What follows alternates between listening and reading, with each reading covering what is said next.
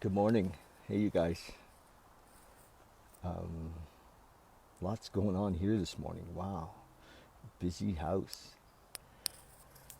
So I just got away for a minute to share, and I'd written a couple of things, and it becomes like, I don't know, obvious to me that we can't see ourselves. Wherever we are in our evolution, wherever we are in our growth in consciousness, wherever we are in our awareness, it's hard to see ourselves, um, and often uh, we can even get defensive about where we are, and but hold that thought just for a second, and and then look back at where you might have been 10 years ago.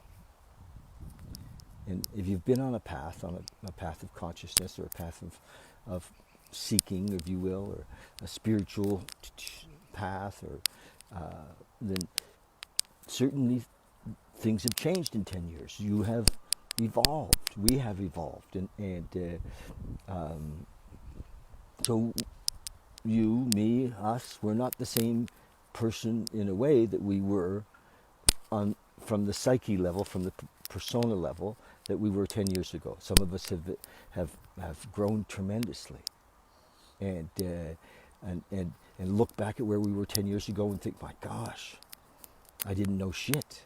I wasn't, I was so asleep. I was so selfish. I was so fearful 10 years ago, whatever. Do you know what I mean? So just imagine where we are today, that moving forward, if we stay on the path of again, I use the word seeking, although there's nothing to seek, um, that as time evolves, there's a chance we'll be more conscious and more aware and more loving and more compassionate and more open and more inclusive and more expanded uh, in the future, in time, if we're playing in that realm. So, but in this moment, if somebody says, my gosh, look at where you're at, uh, you're caught in your beliefs, you're caught in your ideas, you're stuck. We tend to get defensive. Well, fuck you. you know, I, I'm okay. So, in a way,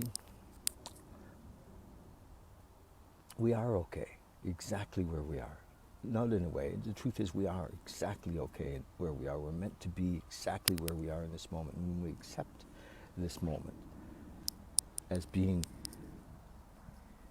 perfect, not only for, personally, but for everyone around us.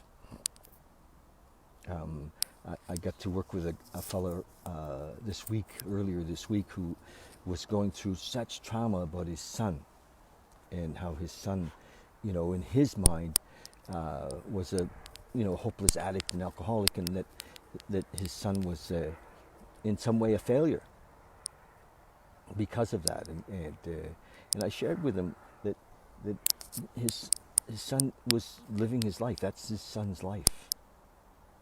It's not wrong or bad. It's who he is. And yes, we want to help people who are caught in the illusion, with alcoholism and addiction. We want to help them, but we also, to the level that we accept them, is also the level that we accept ourselves, exactly where we are in each moment, and be open to the possibility that there's more available, for him and for us in each moment. So that's the thing. If we can just see that our natural self, our true nature, is to be compassionate, to be loving, to be open, to be caring. That is who we really are, and yet, with ourselves and others, we tend to sometimes judge and say, he should be doing this or he should be doing that. I have a friend who I love, who is in the throes of alcoholism, and I get that he's doing a perfect job with it. It's exactly where he needs to be in this moment, and my judgment doesn't help. My, going to a place of, of making him wrong doesn't help. So if I could just love, him exactly where he is in his life, and his, because I don't know his path. I don't know what's there for him. I know that I, if possible, I'd like him not to be in so much pain, but I don't know. I can't say, and so we're all just kind of stumbling along here, finding our way, and at some point, the possibility to wake up and see that our thinking, our conditioning, our belief systems aren't necessarily serving us. So, we're in it, not to judge it, just to recognize it. That, oh my gosh, I'm full of fear. I have fear, and fear pushes me to lie. Fear pushes me to be dishonest, or fear pushes me to criticize. So we just become aware of that, and when it comes up, we say, "Oh, look, there's fear," in its many subtle forms, and then as we become aware, then we're there, and the we that's there, the awareness, this consciousness is so amazing and so powerful. That consciousness, but when we're in judgment, the consciousness can't really be there. So, it's there when we become conscious of the fact that we're in judgment, and so I guess what I'm saying is that freedom comes with consciousness. Freedom comes with awareness. If we think we're hopeless or we feel hopeless, being conscious of that hopeless feeling is consciousness. Then all of a sudden we're present. Consciousness brings us into the moment each time, and when we're in the moment, the possibility of expansion is there, to be like, ah, I'm here, without complaint, without judgment.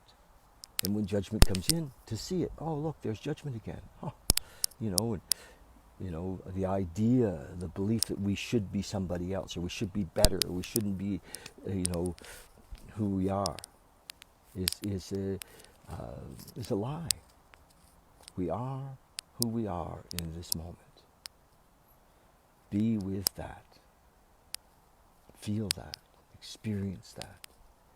And if it comes with judgment, if it comes with fear, experience that. Comes with anger, experience that. And as we experience it, as we're there experiencing it, freedom is there. That's where freedom is, right at that moment of consciousness. And God is there, and love is there, and joy is there, and we expand into that. Okay. Anyway, the whole thing that I want to share is this idea of freedom, and it's not so far away. It's right here, right now. It's not something we have to earn. It's not something we have to work towards. We're there, right now, and and some of us, maybe it's easier to be present or conscious if we're not intoxicated. Not necessarily. Some people have their most amazing moments while intoxicated.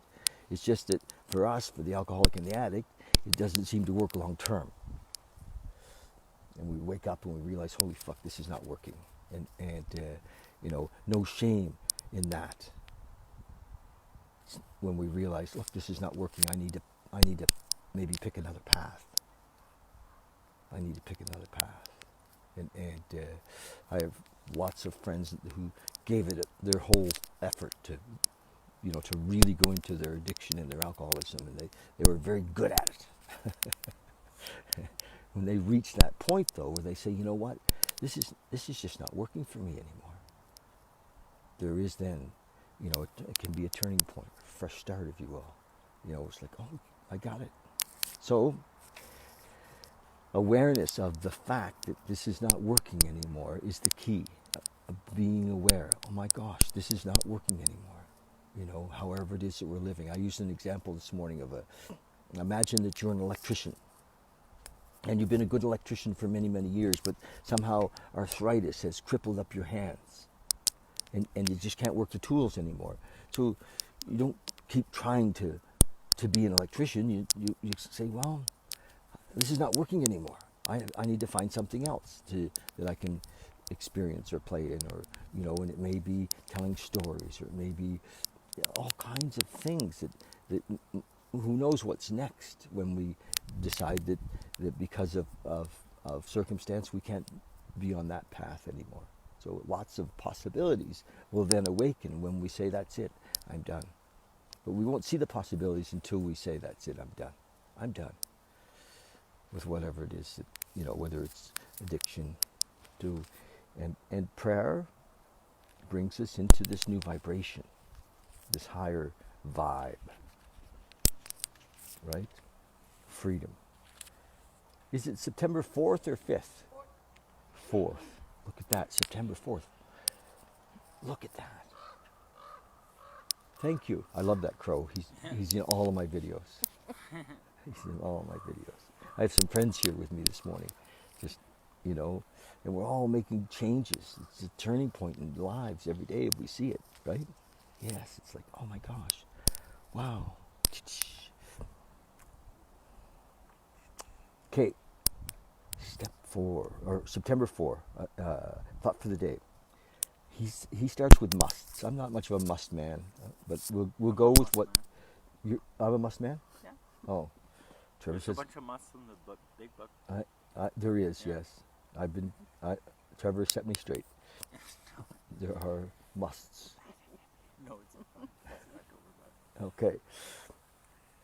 But sometimes this little book was written in 1954, and I do edit it a bit as I go, because sometimes it's pretty patriarchal, and even sometimes it's a bit racist, and so I tweak it, and because the message, I think, is Definitely patriarchal.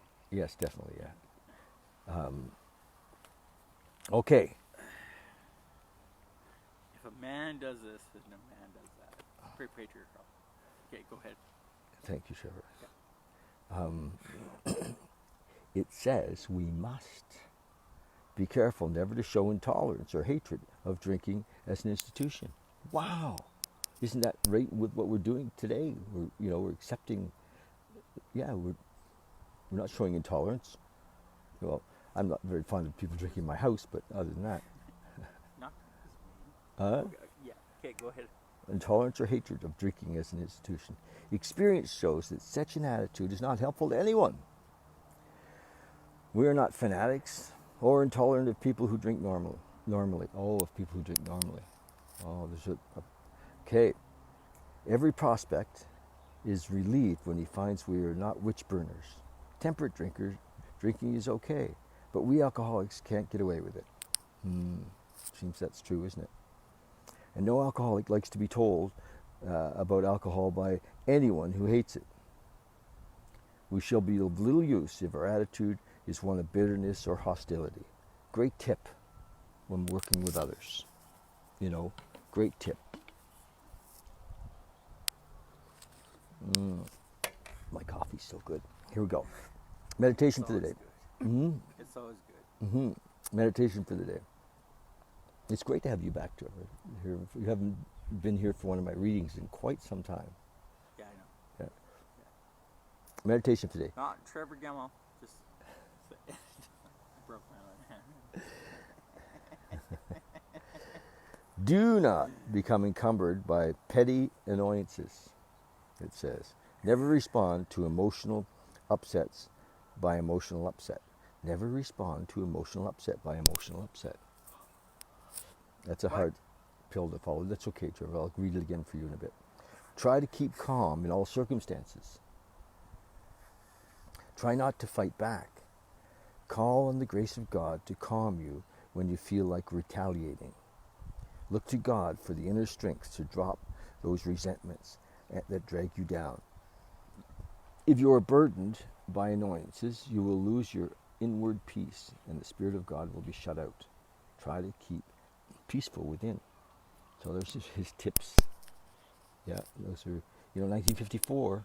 This was the very early days of the 12-step Some good tips. movement. Yeah. And then prayer for the day. I pray that I may do the things that make for peace. I pray that I may have a mission of conciliation. Big word. Conciliation. Reconciliation. No, just conciliation. No re. We're not saying there has ever been. Just conciliation. Okay, you guys. Hey, Gordon. Nice to see you, bud. So that's it. The thought for the day and the reading for the day, I don't know if the message that I shared was of any use, but just consciousness. Watch.